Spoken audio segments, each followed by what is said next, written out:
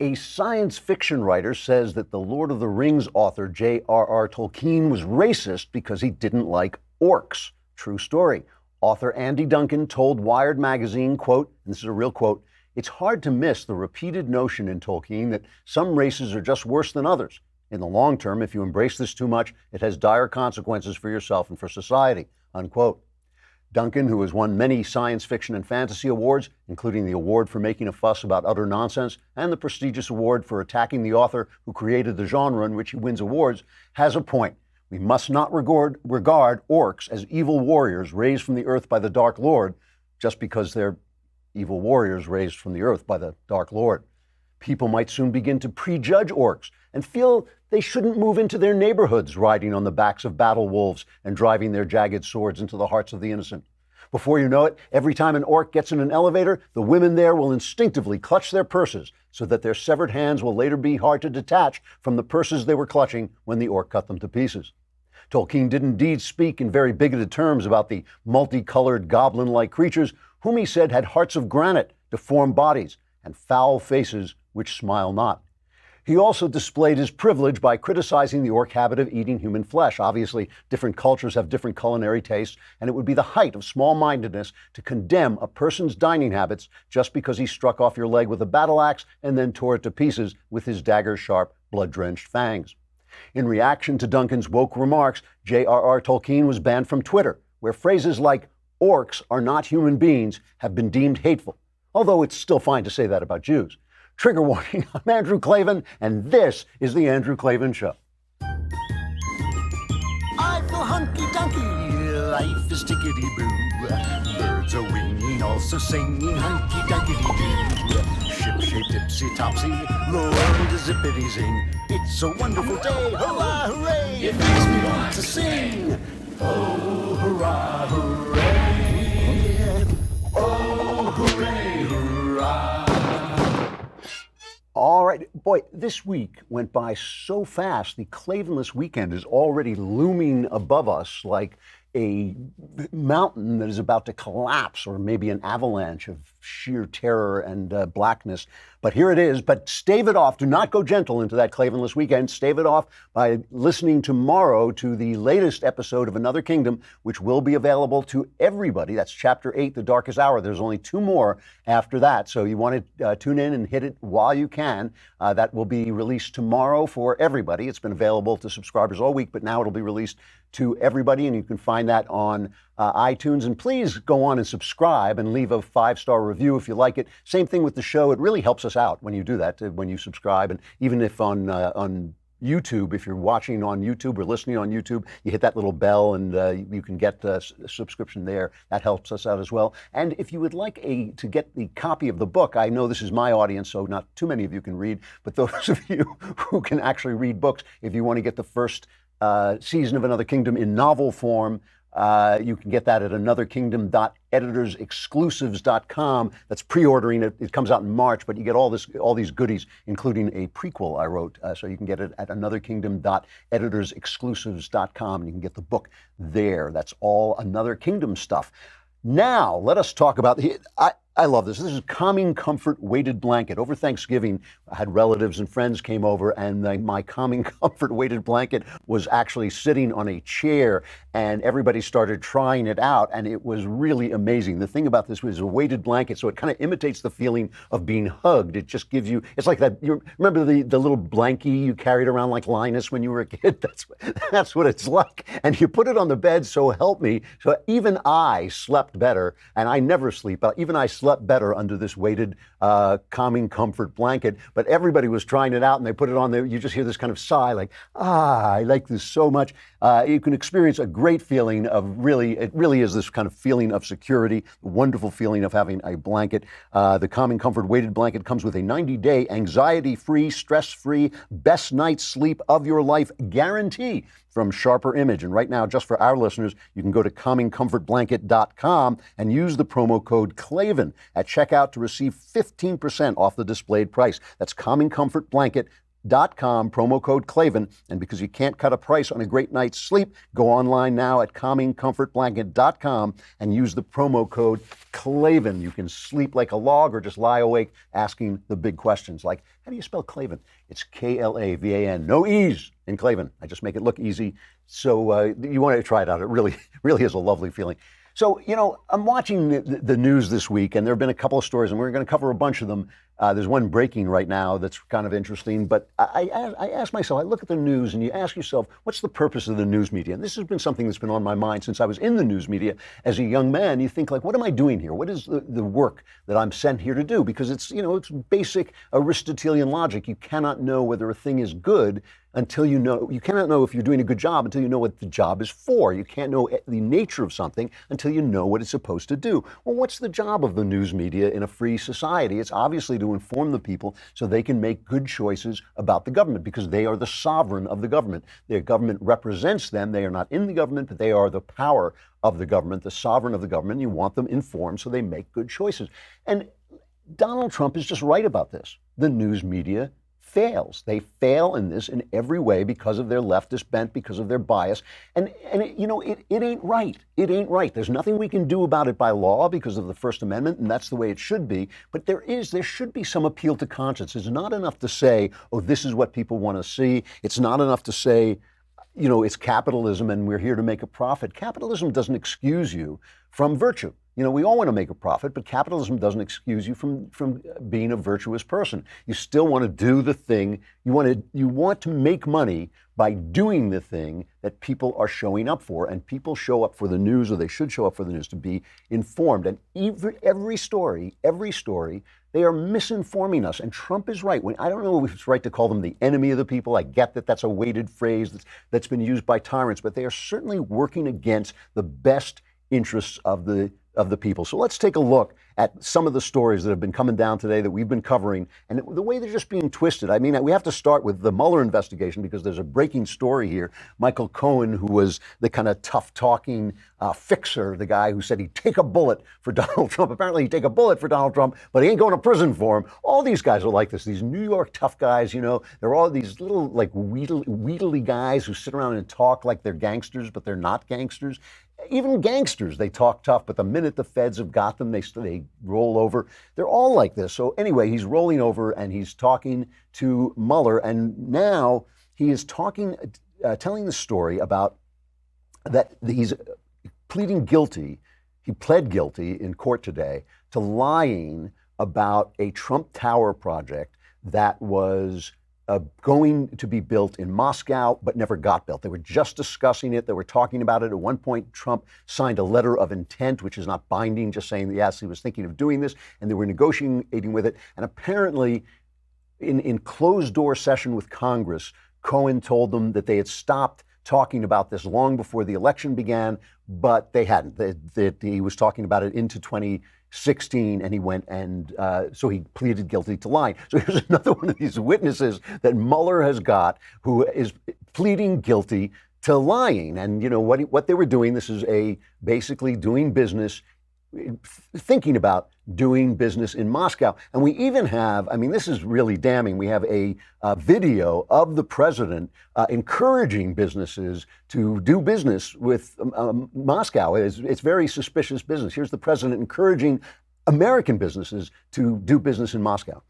Companies represented here today are moving forward with a series of major trade and investment deals that will create jobs for both Americans and Russians across many sectors, from aerospace to automotive engineering to the financial sector and high technology. I am especially pleased that Boeing and Russian technologies are moving forward with a $4 billion deal on 50 Boeing 737s. This is a win for Russia, creating a long-term market for its raw materials and resulting in modern airplanes for Russia's travelers. That really is damning the president of the, well, wait, I'm sorry, that was a different, sorry about that, it was a different president. And this was 2010 when Obama was personally bringing businesses over to Moscow. So doing business with Moscow has only suddenly become this sinister thing. And I have to play, well, let's play Trump's version of this first, because Cohen himself didn't make a statement to the press, but here is Trump being asked about it. And here's what he says about Michael Cohen saying that he lied about when this project was going forward. So Michael Cohen has made many statements to the House, as I understand it, and the Senate. He put out a statement talking about a project which was essentially, I guess, more or less of an option that we were looking at in Moscow. Everybody knew about it. It was written about in newspapers. It was a well-known project. It was during the early part of 16, and I guess even before that. It lasted a short period of time. I didn't do the project. I decided not to do the project, so I didn't do it. So we're not talking about doing a project. We're talking about not doing a project. Michael Cohen, what he's doing is he was convicted, I guess. You'll have to put it into legal terms. But he was convicted with a fairly long-term sentence on things totally unrelated to the Trump Organization, having to do with mortgages and having to do with cheating the IRS, perhaps, a lot of different things. I don't know exactly, but he was convicted of various things unrelated to us. He was given a fairly long jail sentence, and he's a weak person. And by being weak, unlike other people that you watch, he's a weak person, and what he's trying to do is get a reduced sentence. So he's lying about a project that everybody knew about. Well, it is true. This project was not a secret. I'm not sure whether Trump, I couldn't find anything of Trump saying that it had been turned off earlier than this. But it's another one of these examples. Remember, they were talking earlier in the week. Mueller went before the court and he said that Paul Manafort was lying to him and therefore violating his plea agreement. And he wanted him to get the full sentence instead of the sentence they had agreed to, the reduced sentence they had agreed to. And the press played this like, oh, Manafort is lying. But the lies, it now turns out, according to sources talking to the Wall Street Journal, the lies were alleged misstatements about his personal business dealings and his contacts with a former associate in the Ukraine. And they don't seem to have anything to do with this Trump-Russia collusion. And just to flesh this out a little bit before talking about the way the press has covered this, we've got to go to our old friend Adam Schiff, this guy who, I always make fun of the left for calling people Hitler and calling people McCarthy, but Adam Schiff is a genuine Joe McCarthy figure. He has been damning people without producing evidence since this whole thing began, and he does it again here. Everything he says here is simply, it's just not true. Well, if Mr. Cohen misled the Congress about the president's business dealings in Russia deep into the campaign, it also means that the president misled the country about his business dealings. And that the Russians were apparently attempting to gain financial leverage over the potential president of the United States. This just underscores how important it is for us to finish the investigation, to determine what financial links the Russians have to the president and the Trump organization, to determine whether they continue to hold leverage. So clearly, we have a lot more work to be done.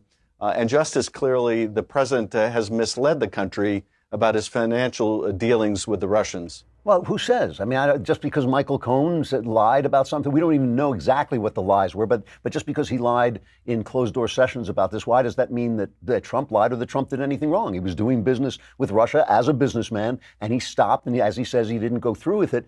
But the problem here for me, and it's a huge problem, is the absolutely supine credulousness with which the press has covered this because they want to destroy Donald Trump so badly. Let's take it from the top.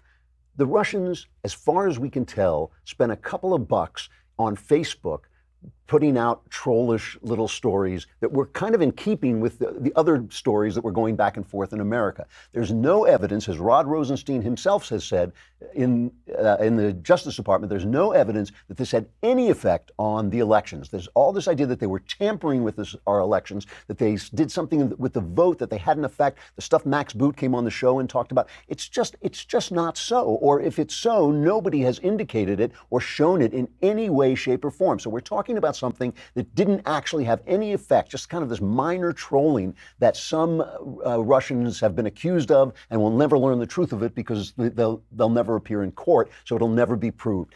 That's the first thing. Secondly, collusion is not a crime. There's no such crime as collusion. So the thing that we're talking about is not even illegal. And yet, this is covered with this po-faced credulousness, this kind of blank stare that it's all fine. Well, nobody is asking, except on the right, and mostly really good reporters like Kim, geez, I forgot her name, at the Wall Street Journal, and Molly, say it again?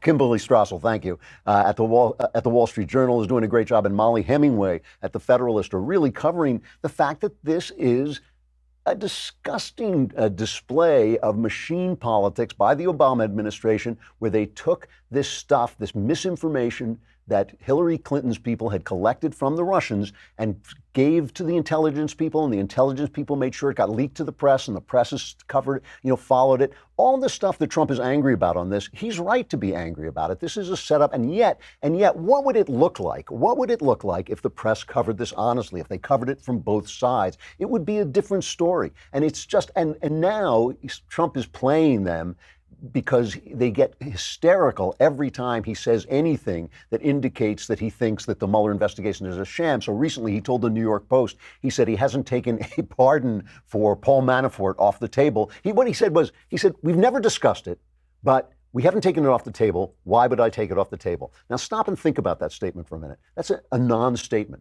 That statement means nothing. We haven't discussed it. I haven't taken it off the table. But why would I take it off the table? That's a non-statement. That doesn't mean anything. So let's hear how cable news played this. This is both CNN and MSNBC, how they played that statement and what they think this means. It sounds like the president is dangling a pardon to Paul Manafort.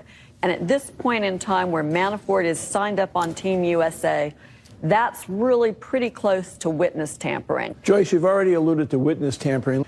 Is there any cause here to wonder about A, obstruction of justice, witness tampering, which you've mentioned? In an interview with the New York Post, President Trump dangled the possibility of a pardon for his former campaign chairman, Paul Manafort, saying, quote, "It was never discussed, but I wouldn't take it off the table. Why would I take it off the table?" And from a legal perspective, this is problematic for him. Yes, the president has very broad pardon power. He could pardon Manafort, but dangling a pardon is something different. It is offering to use your presidential power in order to encourage or entice or influence somebody's behavior. That is a separate act, and that can also be evidence of obstruction.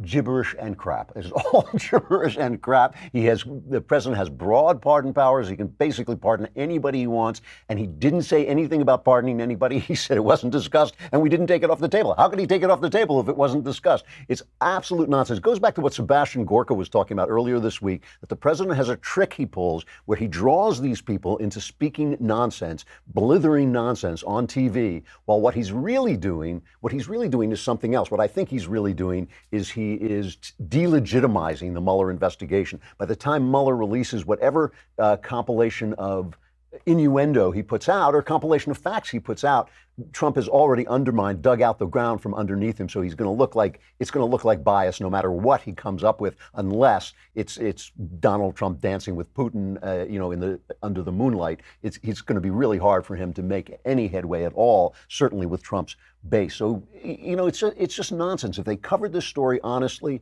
I think Obama and Hillary would look a lot worse than they do. And I think that then maybe if they came up with something on Trump, maybe it would stick. Let's go over to the Khashoggi affair, this guy who was murdered in Saudi Arabia. Now, I talked about how I feel about the way Trump handled it. I felt like he should have been more hypocritical, that ultimately we're not going to blow up a relation with the Saudis. But yeah, you smack him around a little bit when they butcher somebody, even if he's not a good guy. And Khashoggi, I don't think, was a good guy. I think he was backing the Muslim Brotherhood, and he was using his post at the Washington Post to do that. It was a political post, not really a journalistic post, and the Post was letting him do that.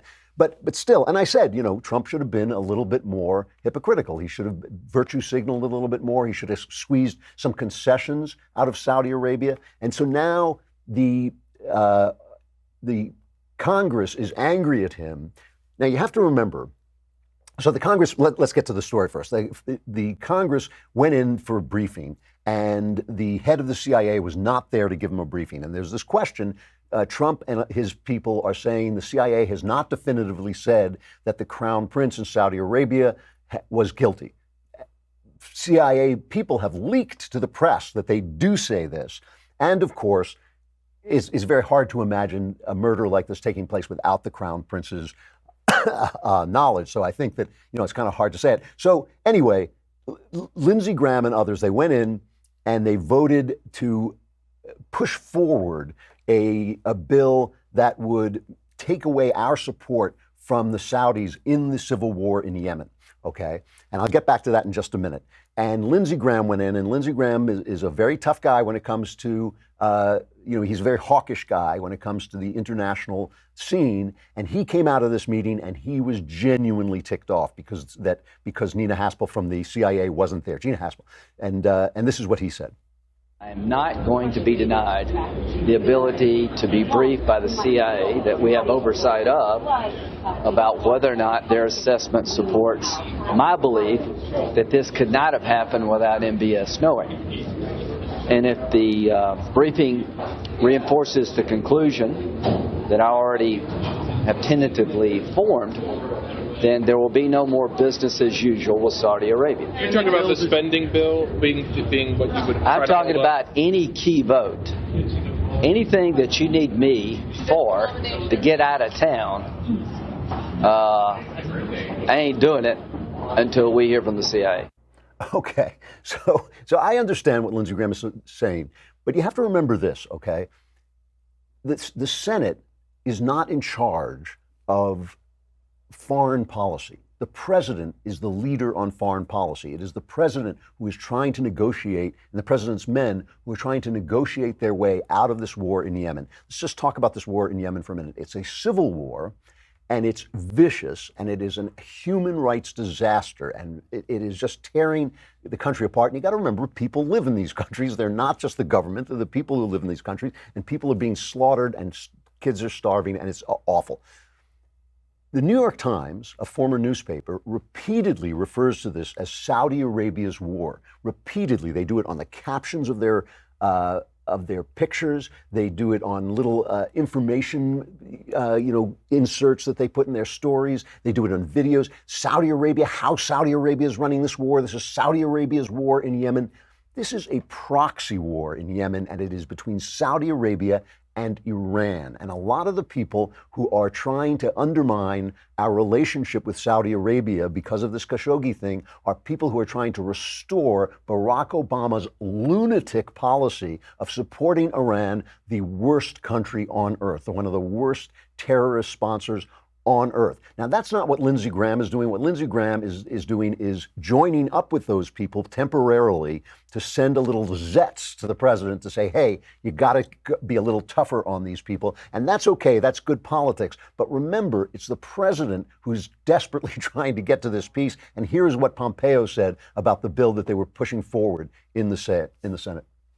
We are on the cusp of allowing the U.S. envoy Martin Griffiths to, in December, gather the parties together and hopefully get a ceasefire in Yemen, something that we have diplomatically been striving for months, and we think we're right on the cusp of that.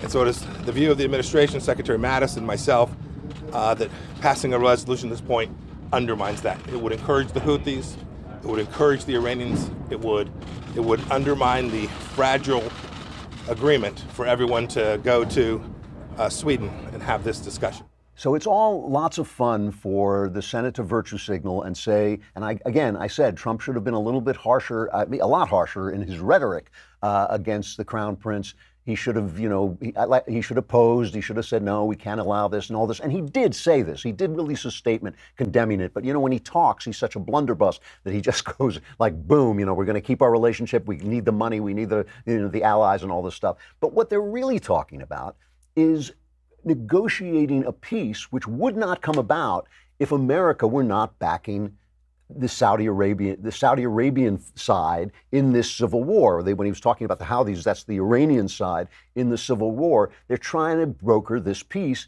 to save a lot of lives. So all the stuff about Khashoggi, is well and good. And yes, we should definitely stand up for American values at all times and say the right words.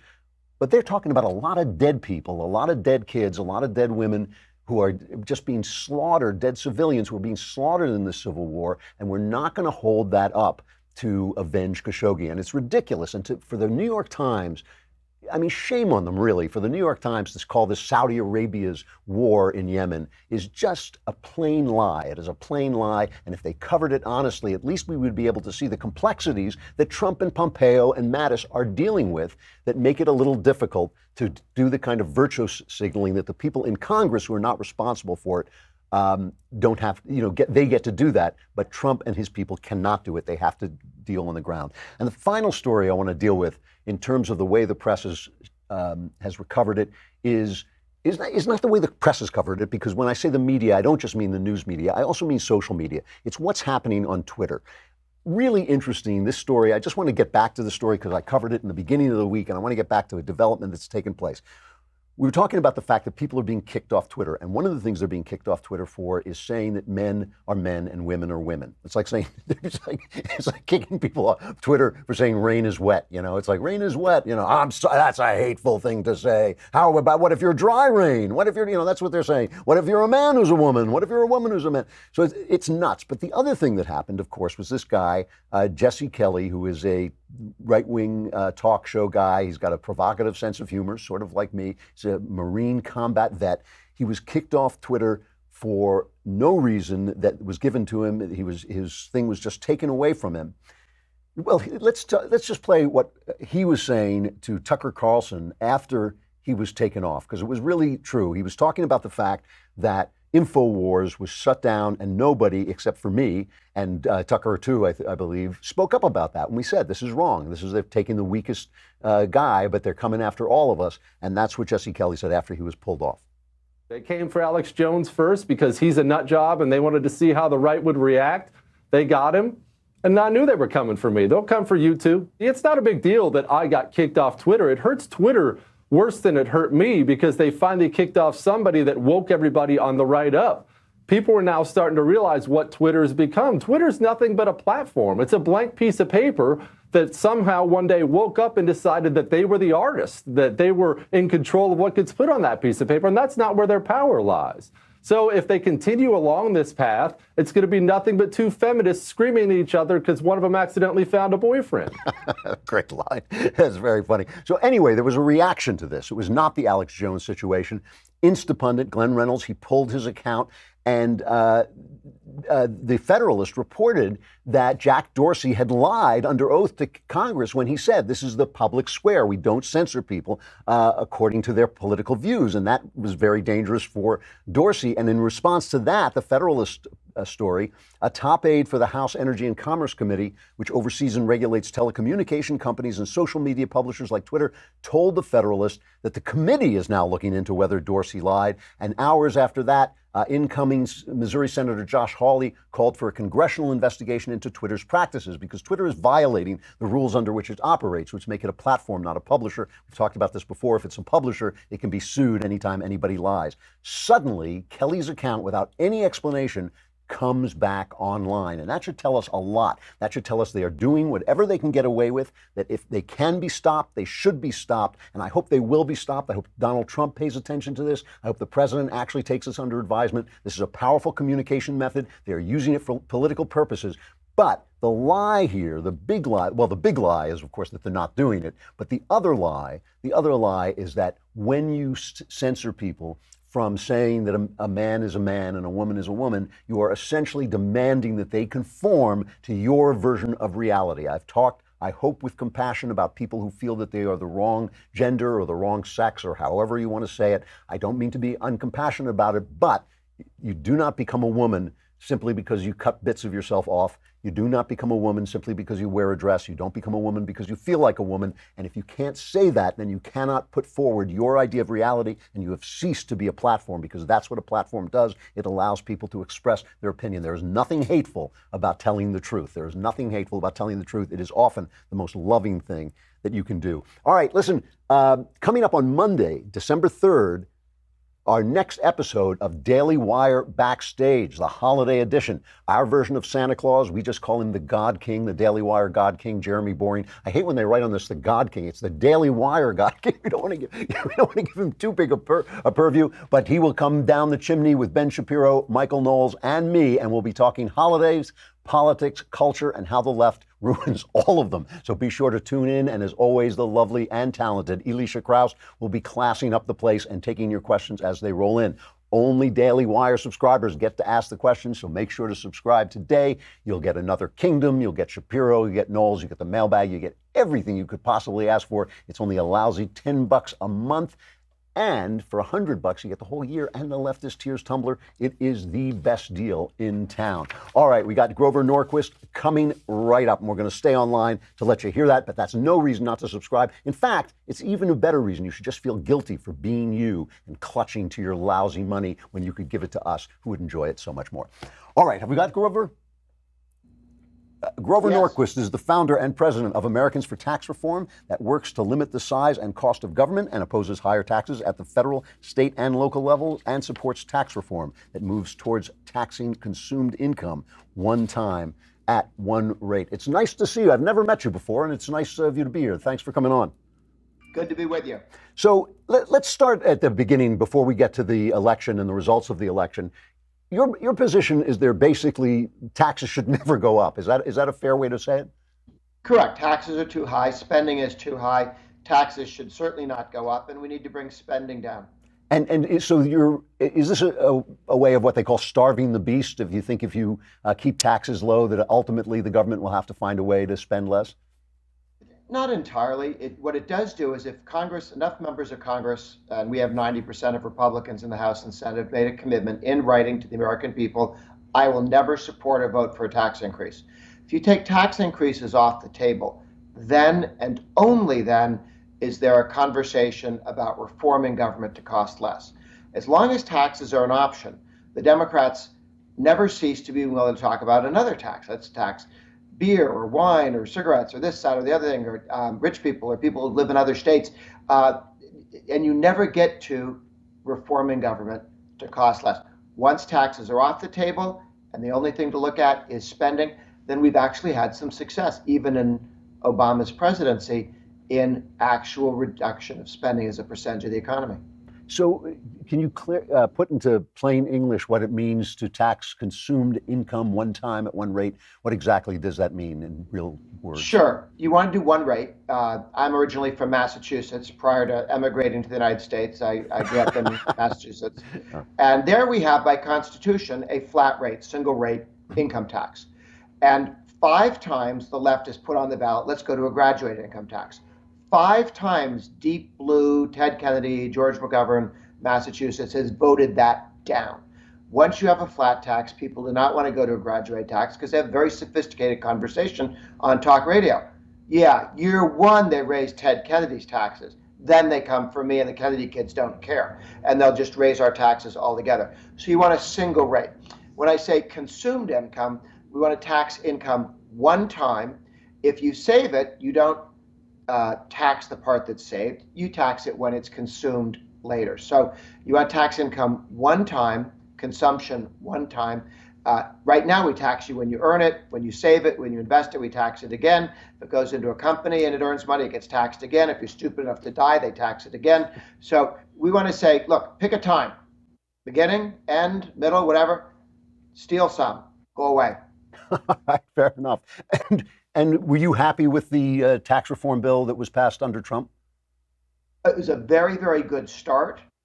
Very important to take our corporate tax from 35%, highest in the world. This is difficult for Americans who think that we're the free marketplace, right? China, socialist China, 25% corporate tax. We had a 35% corporate tax. Germany, 25%. We were the highest in the world, the worst taxers of corporate income, and companies were leaving the United States because of that policy. We went from 35 down to 21. President wanted 15. I like 15 too. It's lower number than 21, but it was a huge step forward. And that's really where we got the strong growth that started up as soon as the tax bill passed. So now a Democrat majority is coming in to the House. Nancy Pelosi, who has again and again promised to go after this bill. She's just got, it seems, the support that she needs to become Speaker of the House, though the real vote is in January. What do you see coming up? It'll be a very interesting question. Will they actually pass a bill to increase income taxes? We cut individual income taxes, we cut corporate income taxes, and we cut taxes on smaller businesses, pass-through corporations, subchapter S corporations. These are the sort of mom and pop, 5, 10, 50 employees, one employee. All three, big companies, small companies, individuals, all got cut. Will the Democrats actually vote to bring those taxes up? Because it won't pass the Senate. The president won't sign it. But they would sort of signal where they want to go. My guess is they hide and they don't do that. But the counter argument is they're running around talking about a carbon tax. And if you really want to show your hand on an energy tax, which is a gasoline tax plus a tax on your home heating, on your air conditioning, on everything that you buy has an energy component to the cost of it. They just introduced a bill, a guy named Deutsch out of Florida. It puts in a carbon tax that increases every year without end. And it doesn't take another vote from Congress. They're willing to put that forward. No Republican has decided to touch it yet. There are two who flirted with it, but they refused to show up at the press conference, so they may have decided better than to support an energy tax, a carbon tax. I would like the Democrats to be clear about their plans to raise taxes. If they do, they will lose the majority in 2 years. If they don't, and CBS agrees not to see them not do it, then they might be able to get reelected. Yeah, well, that is one. I mean, it is interesting. Correct me if I'm wrong, but it seems to me that the Laffer curve has been in effect, and this latest tax reform did increase the takings of the government, which never gets reported, that as they cut taxes, actually the revenue goes up and therefore the taxes go up, which indicates that the problem is it's on the spending end. It is. We had a significant tax cut, rate reduction, and total revenue went up because the economy grew. That's exactly what the Laffer curve says. It's what happened under Coolidge in the 20s. It's what happened. They had 11% growth one year with Coolidge's tax cuts. It's what happened with John F. Kennedy's across-the-board tax cut, 25%, the Reagan tax cuts across the board, and now with the Trump tax cuts. Every time you got growth, which brought in more revenue, and the government got a smaller percentage of the entire economy, but it had more money to spend on. I mean, there are a few things the government is supposed to do, keep the Canadians on their side of the border, that sort of thing. But beyond that, it ought not to become an increasingly large part of our lives. When we went to war with Britain, the average individual in the 13 colonies paid between 1% and 2% of their total income in taxes. The Brits were talking about 3%, and we started shooting at them. Yeah, no, it is amazing. If they came back today, they would be absolutely appalled. Yeah. There's something else I want to ask you about. Now, you've been in the forefront of fighting against earmarks. Is that fair to say? Now, certainly strong supporter of getting rid of earmarks. Have been some real heroes in the House and Senate. Boehner never took one, the former Republican leader, and he really drove them out of the House. That was very helpful. There's a theory that goes around here at the Daily Wire, which I have heard and don't know what to make of, that the reason Congress is so deadlocked and so at such a stalemate on issues like immigration, for instance, where they keep talking about it but they don't do anything about it, is because there are no earmarks to trade. That the stagnation that has come over our lawmakers basically originates with the end of earmarks, and that earmarks were an ugly but important way of making the sausage. What do you think of that? Okay, earmarks are the currency of corruption. If you want a congressman or a senator to vote for a bill that is bad for his or her district, that is against their principles, you say, here's some money to give to your favorite university in your school, here's some cash to hand out to the Chamber of Commerce or to a company. We will buy your vote with other people's money. And now you will now cast a vote that you know is wrong and that you would not do without the bribe. The challenge is, at the end of the day, I wouldn't mind earmarks for Democrats. I think the problem is you buy Republican votes for spending bills that are too large, but they say, but what if we gave you some extra? And then you could vote for it. So that's how you buy Republican votes for legislation, spending bills that are too high. It is bad for their souls. I don't mind earmarks for Democrats because they don't have souls. So it's not the same problem. To buy a Democrat vote for tax cuts with earmarks, I'd be okay with that. But you have to have it for one or the other, and the chances are that the big government people will use spending to buy votes for bigger spending. The left hates that we haven't been doing the growing government with the same speed that we used to do because earmarks don't buy Republican votes for tax hikes and spending increases. That is a good thing. Gridlock is always better than stupid. Grover Norquist, very interesting. I'm glad you came on. I hope you'll come on again. It was nice to meet you and interesting conversation. Thanks a lot. Good to see you. All right, stuff I like. That was great. Who was that? Dave Ali? I like that one. All right. I got a couple of things I want to talk about today. Two things, literally a couple of things. One is this film, The Favorite. If you haven't seen it, it's in theaters now.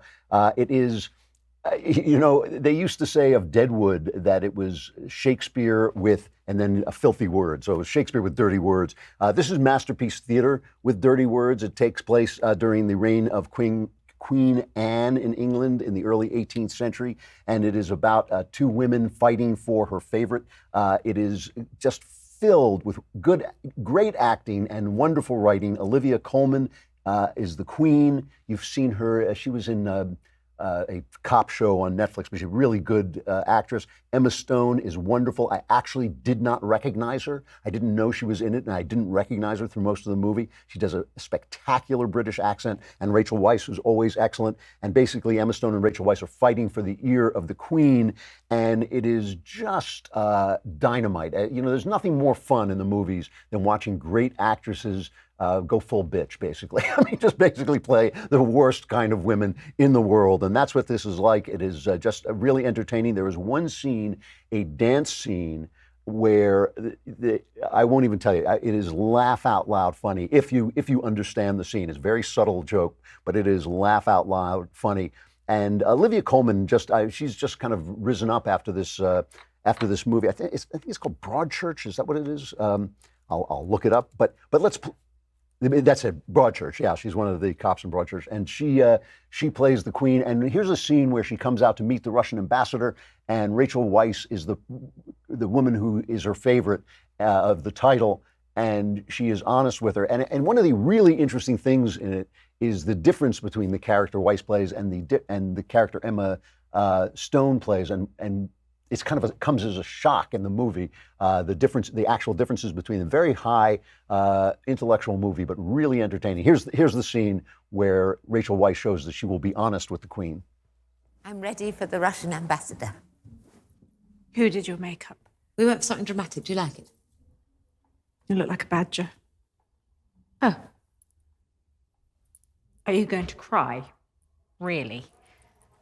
Well, what do you think you look like? Badger.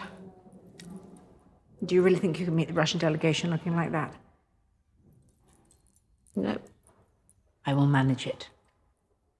Go back to your rooms. Thank you.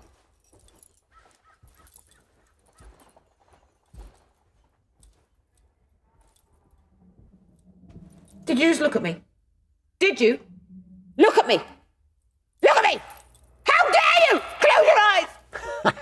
It's like this wonderful world where the men are completely emasculated, and that has bad, ramifications in the running of the government. But the women are just absolutely at the top of their game, and it is just very entertaining. And there's nothing better than watching wonderful actresses try to act each other off the screen. It really is terrific. The other thing I want to talk about, the other stuff I like, is Melania Trump, our First Lady. I just have to talk about this for a minute. She decorated the White House for Christmas, and there was some red tree. I don't know. I have no way of judging this myself. It looks festive and Christmassy to me. It's certainly not an important thing. And of course, the press just went after her whole hog. They called it kooky and jarring, a touch of menace. Vice said Melania was planning another Christmas from hell. Just the hate, the babbling, bubbling hate that comes out of the press for the First Lady. And it expresses itself more than anything, of course, in the fact that this beautiful, graceful woman is not on any of the magazine covers. She never gets the kind of coverage that most First Ladies get. Even Laura Bush got, and even some other Republican First Ladies, but especially, of course, Michelle Obama and any Democrat First Lady is always going to get the kind of elevation that they get, and just the fact that they represent us. And I have to say, Melania Trump has a past that I made fun of and that I will probably continue to make fun of. There was every reason to think that she was going to do a bad job as First Lady. I would have said so. I'm not very big on attacking First Ladies, but I would have said so if I thought she was doing a bad job. I think she has been excellent. She's been gracious. She's been lovely. She's fighting this opiate thing, which, the news came out today that the life expectancy in America has fallen yet again, which is a sin. And the only reason it didn't fall more is because we're making headway in the fight against cancer. But all of this is suicide. It's all despair. It's all spiritual. And she's doing that fight. And this is what the press is talking about. Here's the thing that I just want to say, though. If they had put her on the magazine covers, if they had put her on TV, if they had treated her with the respect that she deserves just from her position and the respect also that she has earned by her graciousness and her loveliness and her ability to represent us as First Lady, she would have just been a First Lady. But as it is, they have turned her by excluding her, by degrading her, by attacking her, by disrespecting her. They have turned her into an icon, and it is rather wonderful. They've turned her into the representative of ourselves. And I just want to say that we get it. Folks, we get it, mainstream media, and we get it, Hollywood. We get it. You hate us. We understand. We got the message.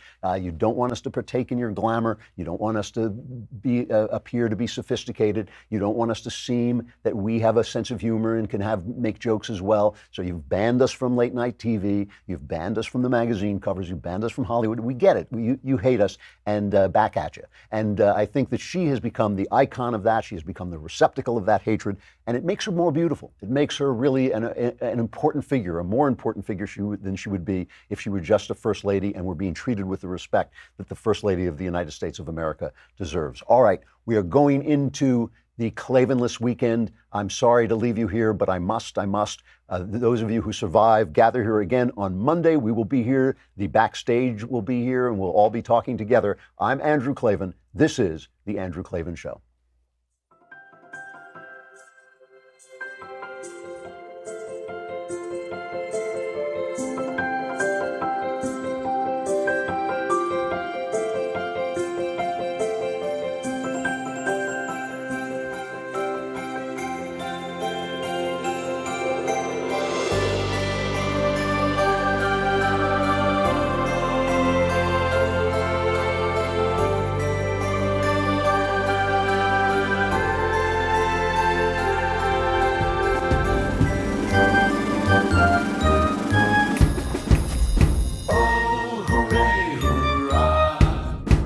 The Andrew Klavan Show is produced by Robert Sterling. Executive producer, Jeremy Boring. Senior producer, Jonathan Hay. Our supervising producer is Mathis Glover. And our technical producer is Austin Stevens. Audio is mixed by Mike Cormina. Hair and makeup is by Jesua Alvera. The Andrew Klavan Show is a Daily Wire Forward Publishing production. Copyright Forward Publishing 2018.